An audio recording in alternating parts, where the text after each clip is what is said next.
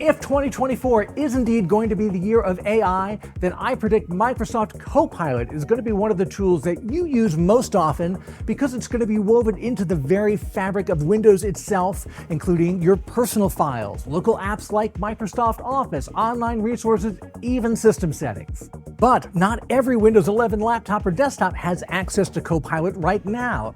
Even if you have a relatively recent system, it may not be showing up for you. You could tell by looking down at your taskbar right next to the search box, there's going to be a little icon for Copilot. And if you don't see that, well, then we might have to force an upgrade, and there's a couple of different ways to do that. The biggest thing we're going to look for is what version of Windows 11 you're currently running. What you're looking for is something called 23H2. So it's the second half of 2023, the big Windows update for that part of the year.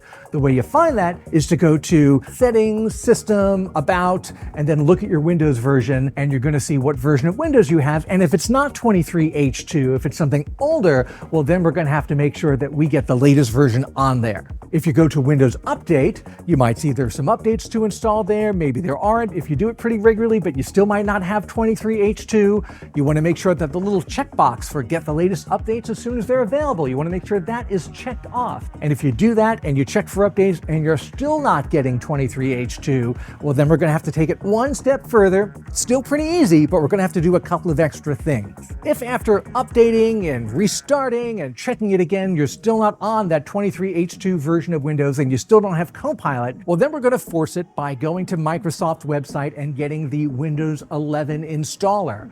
That should be pretty easy to download and run. It's going to ask you to also run, even if you have Windows 11 going already, it's going to ask you to also run the PC health checker, which basically says this computer is ready for Windows 11. So even if you already have Windows 11, you still got to do that as part of the process sometimes, and that's okay. It's pretty quick.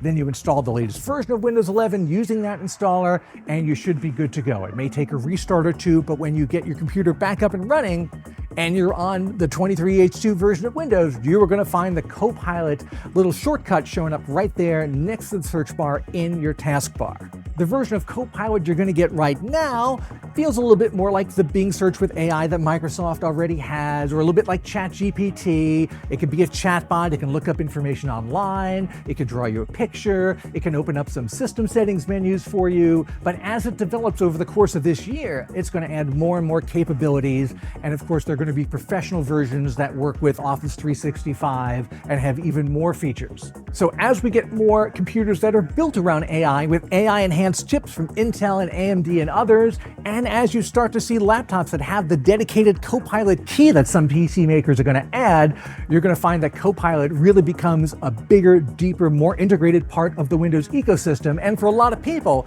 it's really going to be what you mean by when you say AI.